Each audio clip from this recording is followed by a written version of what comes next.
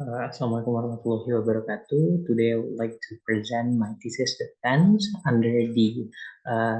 under the title of the implementation of AFEMD in Indonesia or Asian Framework of Action in Indonesia. My name is Faraytodi Gibran, and this is my thesis defense presentation. Without any further ado, let me move on to the first part, which is the background. So the background of this research is that marine debris or marine pollution has always been a problem in Southeast Asia.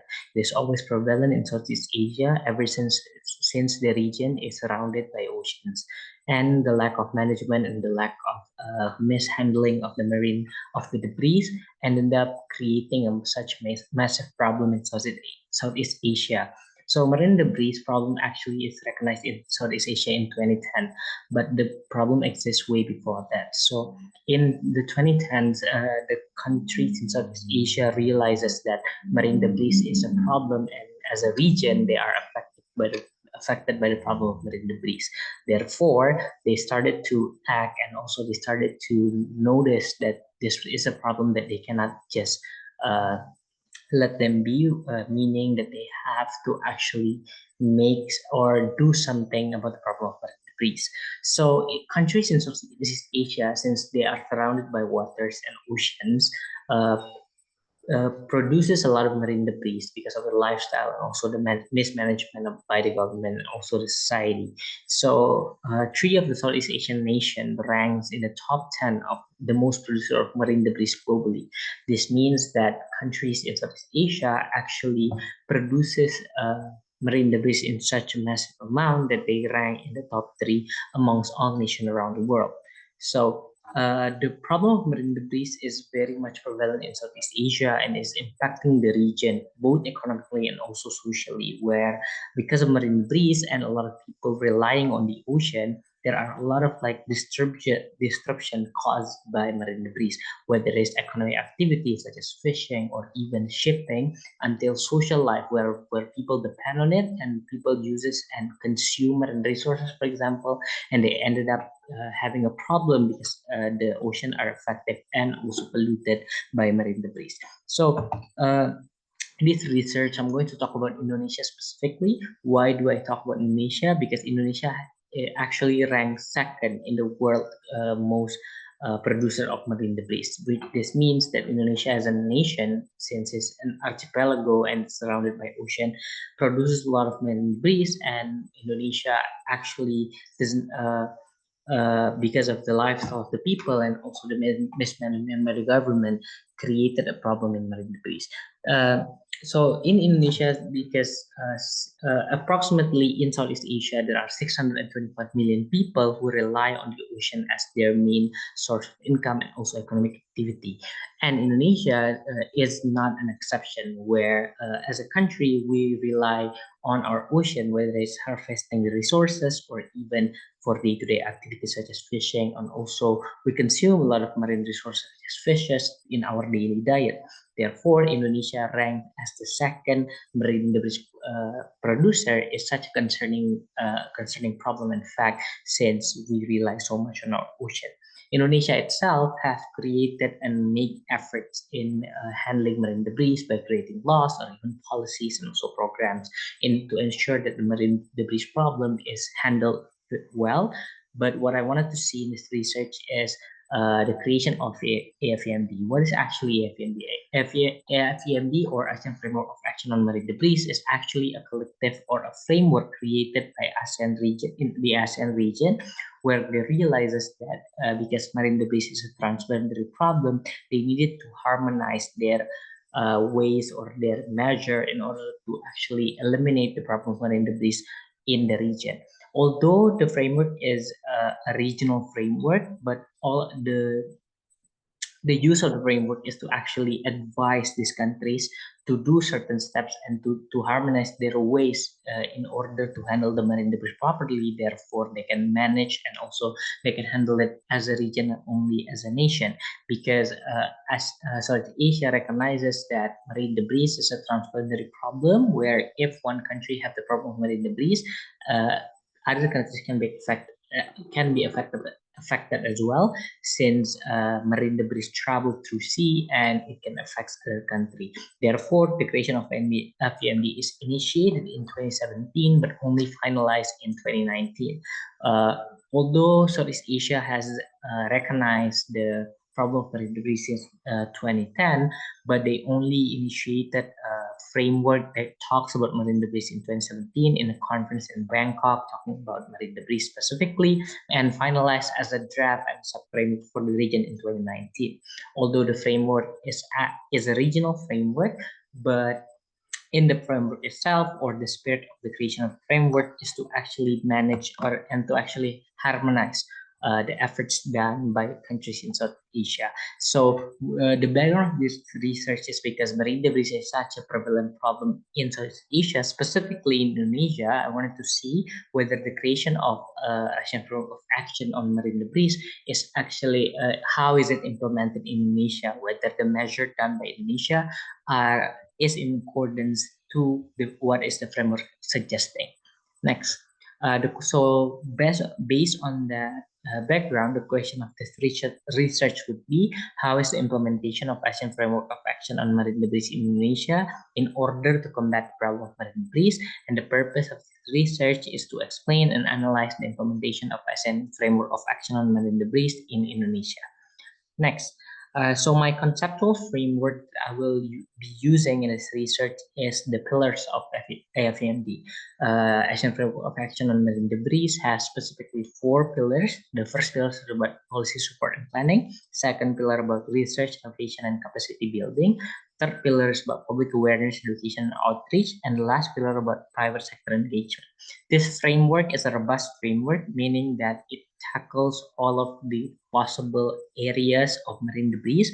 When it first talk about policy support and planning, meaning countries need to have a robust policy in order to combat marine debris in the short term and also long term. Second, about research and innovation and capacity building. This specifically focus on the scientific research done in marine debris.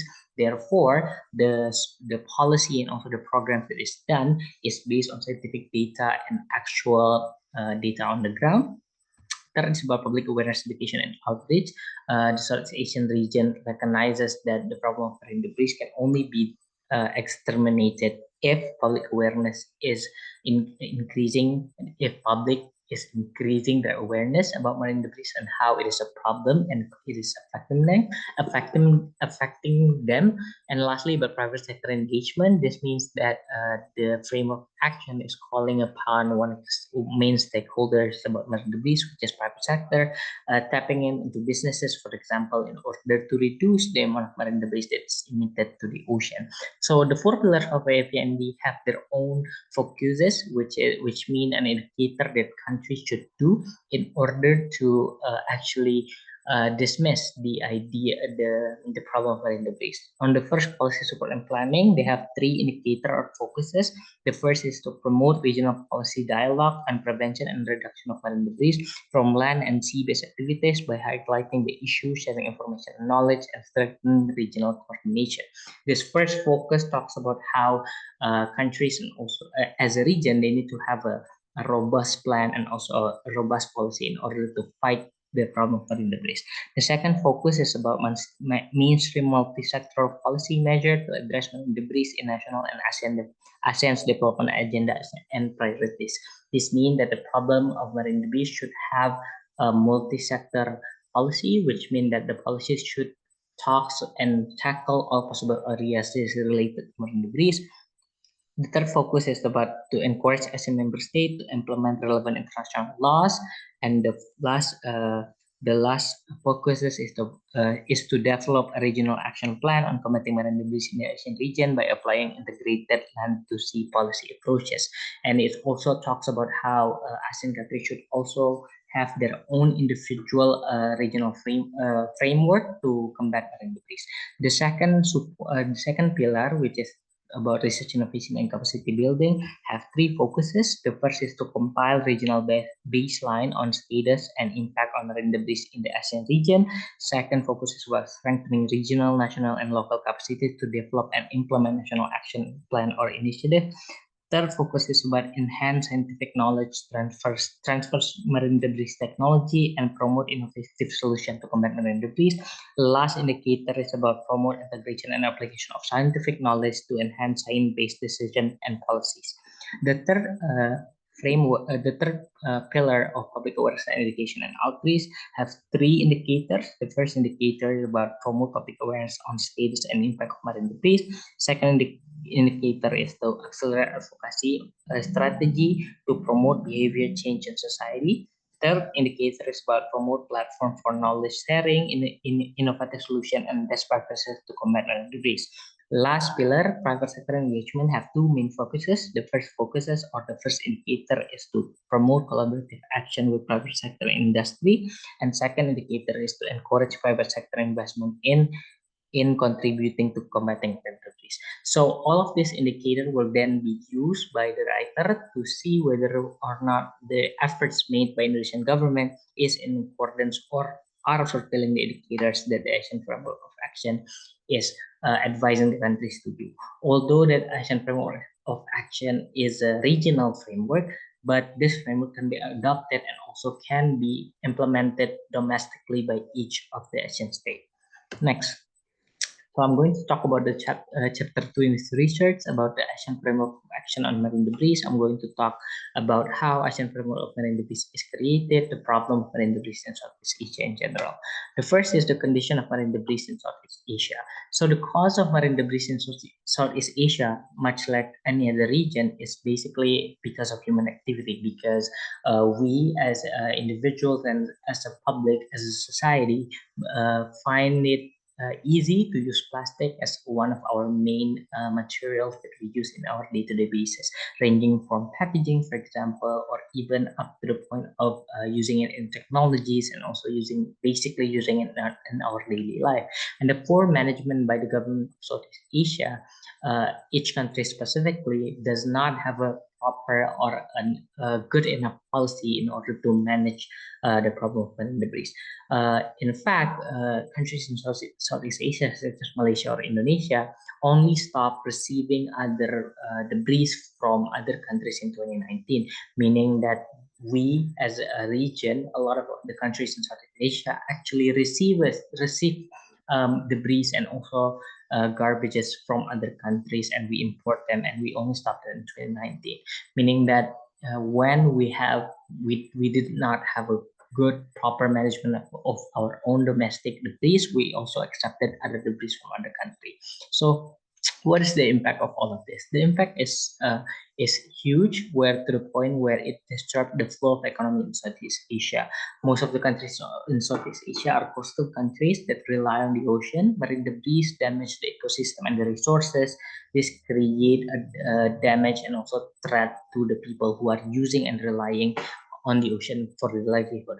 It is estimated that in Southeast Asia alone, 625 million people rely on the ocean for their livelihood, meaning that most of them are fishermen, for example, or even making or using resources came from the ocean for their daily activities and their daily consuming, their daily food, for example. And a lot of people in South Asia, specifically Indonesia and the Philippines, make fish as their main food for diet, and this is such a problem since the sea and resources are polluted by the ocean, therefore creating a health risk and also social economical risk and impact towards the people in Southeast Asia.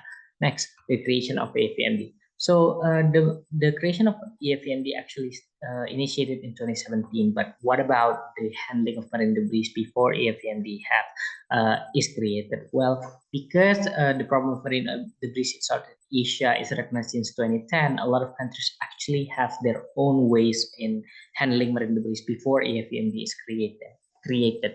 This is shown by how countries have policies and laws dated way before 2017, talking about specifically about marine debris. In Indonesia, for example, we have a law specifically in 2009, talking about how marine debris and also the sea needs to be protected, and it's also the pollution that happens to the sea needs to be is the responsibility of the government to be taken care of.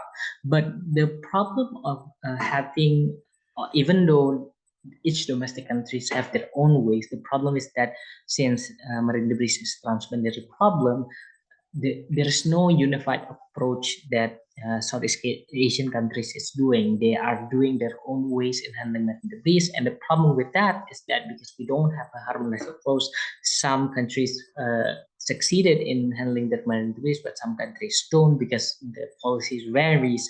Therefore, the problem of marine debris still exists in the region since it is a transboundary uh, problem. So in 2017, AFMD was initiated in the Conference on Reducing Marine Debris. This is an Asian conference hosted by Thailand and hosted by IUCN, an NGO specifically talking about marine debris.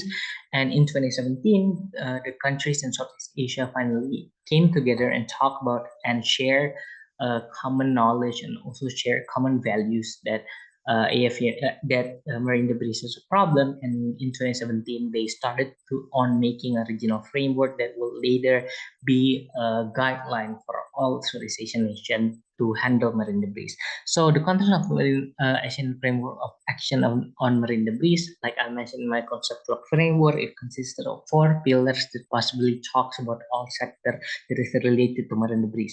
But AFMD is not legally binding. It's not a legally binding framework, meaning that countries are not forced to follow the framework. Rather, it only acts as a guideline and also to advise countries on how to handle the marine debris itself. So the FAMD is just a regional baseline or regional guideline that countries should follow if they want to follow the FAMD. But most of the countries, specifically Indonesia, chooses to follow and uses EFAMD as their guideline in handling the problem of marine debris. Next, in chapter 3, I'm going to talk about what our Indonesia's government have done in their efforts and also their program to combat marine debris. So, before talking about the efforts and so programs made by the Indonesian government, let's talk about the condition of marine debris in Indonesia. The cause of marine debris in Indonesia can be traced down to land causes and sea causes, but marine debris mostly come from land causes.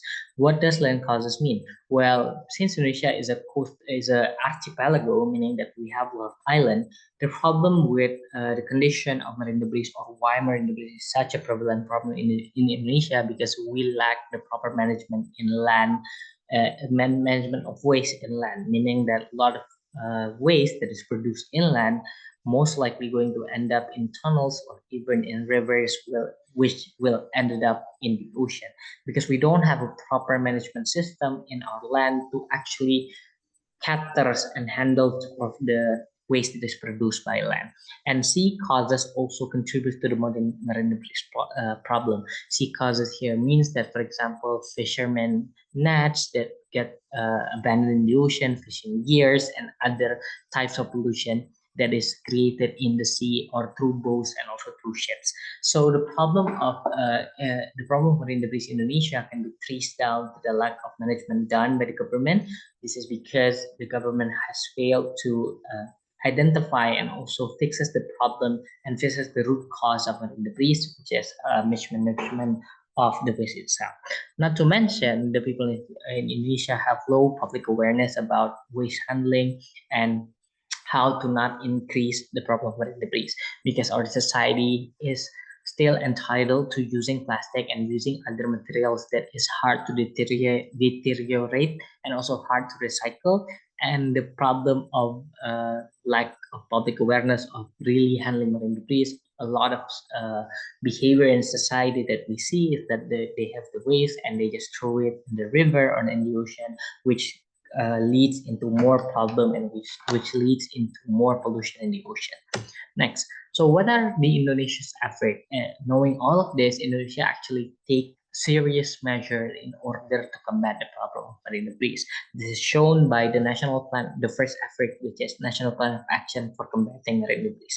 This is a domestic plan where Indonesia created a robust policy or a robust guideline policy in order to combat marine debris. So this policy tackles every possible sector and possible areas that Indonesia is facing in the problem of marine debris, such as public awareness, fixing the management system to even engaging with private sector. So the idea of national plan of action on combating marine debris is act as a domestic guideline that Indonesia should and what they will do in order to combat marine debris. They actually have a goal in mind, which is by 2025 they want to reduce the marine debris that they produce by 70%. The second is having governmental policies on waste. This means that Indonesia have a lot of laws and also regulation talking about the problem of marine debris and also problem about waste in general. How, like for example, one of the main laws that allow that is used for the problem of increase is the law in 2009 talking about how the sea pollution is the responsibility of the government to be taken care of. Next is TKN PSL or Tim Coordination Nasional Penanganan Sampah Laut. This is a coordinating team that is specifically going to coordinate the efforts done by Indonesian government, meaning that all the ministries in Indonesia and also governmental bodies and agencies that supported and that focuses on the problem of marine debris.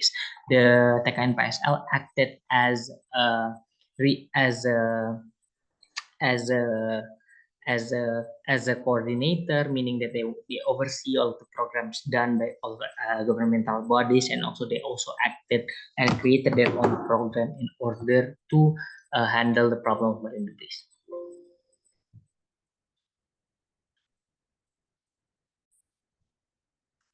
So the responsibility of Tech and PSL is actually to oversee and also to coordinate whether or not the programs made and policy made by all of these ministries and agency bodies is in accordance to the National Plan of Action and also the FPMD. So Tech and PSL is a designated team that Indonesia is creating to coordinate all of the efforts made by all stakeholders in Indonesia.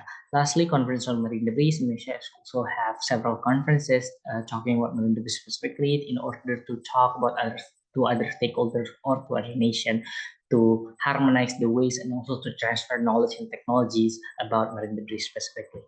Next.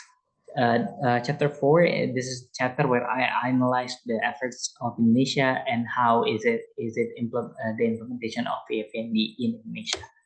So the first pillar, since I used the pillar of AMD as a conceptual framework about policy support and planning, Indonesia is considered to fulfill the implementation of the first pillar. This is because Indonesia has created national plan of action to handle marine debris specifically. Not to mention, Indonesia also created a task force, which is the TKNPSL, to handle and monitor all of the efforts done by government bodies to handle marine debris. They also have created policies to help Indonesian response to marine debris and also conducted several conferences. Next, this is to summarize everything and the efforts done by Indonesia and how is it implementing the first pillar. So the first effort is actually the conference on ASEAN Indo-Pacific Workshop on marine plastic debris. This is a conference held in 2020. This is fulfilling the first focus or the first indicator of the first pillar. But this conference is only acted as the initial strength since there is no end product of this workshop, meaning that this workshop only acted as a way of Indonesia to transfer knowledge and also to talk about the problem of marine debris with ASEAN, Indonesia, and the Pacific specifically. The second effort is ASEAN Conference for Combating Plastic Pollution, or ACCPP 2023, to enhance synergies and collaborative action to combat plastic pollution, including the marine environment. This fulfilled the first focus of the first pillar. It acts as a platform for knowledge sharing and information sharing, but there's no end product for regional cooperation, meaning it only acts as a platform for countries to talk about and to transfer the knowledge they have, meaning their struggles and also their innovation or also policies to combat marine debris. The third effort made by Indonesian government that fulfilled the first pillar is national plan of action on marine debris. This fulfilled the second and the fourth indicator of the first pillar because Indonesian national plan of action on marine debris is comprehensive policy planning to combat marine debris in the long term, wherein specifically in NPOA, it talks about how it should tackle the land causes and also sea causes of Indonesia, and also handles every possible angle and actors that is involved in the production of marine debris. The fourth effort made by Indonesian government is the adoption of MARPOL Annex 5 Ship Generated Waste Vessel Convention, the UN Environment Assembly Resolution 3/7 on marine and microplastic. This is to create and to fulfill the third focus indicator of the first pillar. Indonesia ratifies all of these international treaties as suggested by the FEMD, so meaning that Indonesia have created or have done what the FEMD is suggesting. The final effort made by the Indonesian government for the first pillar is the creation of the KNPSL, where it is fulfilling the fourth pillar of or the fourth indicator of the first pillar, where the KNPS in the FEMD fourth indicator, it wanted to establish a task force, which is what the KNPSL is. The KNPSL is a task force that handle marine debris specifically in Indonesia. Next, for the second pillar about research, innovation, and capacity building, Indonesia fulfilled the second pillar by conducting scientific researches and also promoting scientific approaches for the handling of marine debris, specifically done by the KNPSL. This is the table to indicate the efforts and what are the efforts the Indonesian government have made to fulfill the second pillar. Only one effort made, which is scientific research done by the KNPSL specifically in the form of journal, e-books, policy paper, and reports. All of this research and all of this publishing is published in the KNPSL website. It fulfilled the second, third, and fourth focuses or fourth indicator of the second pillar, because it does not fulfill the first indicator since there is no exact research of marine debris situation in ASEAN. Since the first indicator talked about basically the baseline of the condition of in ASEAN, but the research done by the KNPSL mostly focuses on Indonesia specifically, where they talk about the handle of marine debris in Indonesia, the problem of marine debris in Indonesia, but there is no specific research that talk about the ASEAN regional problem. Next, the third pillar of public governance, education and outreach, Indonesia is also considered to fulfill this pillar as well, since one of the actual pillar or one of the actual focus of national plan of action is to increase public awareness. This is done through the KNPSL by doing a lot of campaign and having a proper communication channel to hand out information regarding the problem of marine debris, as well as incorporating marine debris in formal education. So we have two efforts done by Indonesian government. The first is Gradasi or Gerakan Nasional Sumbangan Sampah. This is effort made or a program or campaign made by the KNPSL that tackles or incorporate religious communities, specifically Muslim communities, to use mosques and also to use houses of prayer as a place to basically sedekah waste and make and handle waste in prayer houses. So basically, this is a campaign done by the KNPSL, and it's focused and it fulfilled the first and second indicator, since it created behavioral changes in these religious communities and how they are creating a habit of handling their waste properly in their prayer houses. The second effort done is to creating a communication channel by creating websites, social media, and other form of communication channel. This fulfill the second and third indicator, where the KNPSL or the National Task Force on Marine Debris have created websites that the public can access and have access to proper information about marine debris, including the cause of marine debris, how to handle marine debris, and all of the information needed. They also have social media channels dedicated to their own account, meaning that they share information about the facts and data, and also the ways or innovation that's created in handling marine debris. Lastly, the fourth pillar of private sector engagement, Indonesia have also considered to fulfill this pillar, since Indonesia have two approach by incorporating or cooperating with private sector to create campaigns or to do policy planning, and also to have a regulation to ensure that private sector is limiting the amount of marine debris that they are producing. This is two efforts done by Indonesia. The first is gradasi and packaging the cooperative organization, which is a campaign earlier. This is a campaign done by the PSL, but also in cooperation with private sector, which is Coca-Cola company and also Danone company, which is business player in Indonesia, a big company, and the Indonesian government actually is using or not using collaborating with them in order to change and create raising public awareness in society. It fulfill the first and the second indicator of the fourth pillar. The second effort is polluters pay principle and CSR obligation. So Indonesia have this value of polluters pay, which is where when a company is polluting, whether it's the sea, the land, or even under forests, for example, they need to pay certain amount of fine, and they need to actually handle their own waste and their own pollution. And Indonesia has also created several regulation that obligates corporation to do corporate social responsibility, and it is advice for these companies to use and to make programs in the CSR to handle marine debris and waste in general in Indonesia. This has created or this has fulfilled the second indicator of the fourth pillar. So basically, in conclusion, Indonesia have implemented uh, the content of EFND by their approaches and their programs. Indonesia have created significant progress in handling marine debris, whereby in 2022 they reduces the amount of marine debris they emitted by 35.36%, meaning that Indonesia have created and implemented what EFND is advising them to do. And for the recommendation for further research, the writer is recommending to have a more robust framework and a more detailed indicator so that we can see whether the FEMD is an effective framework or not. So that is all for my thesis presentation. Thank you for your attention. Assalamualaikum warahmatullahi wabarakatuh.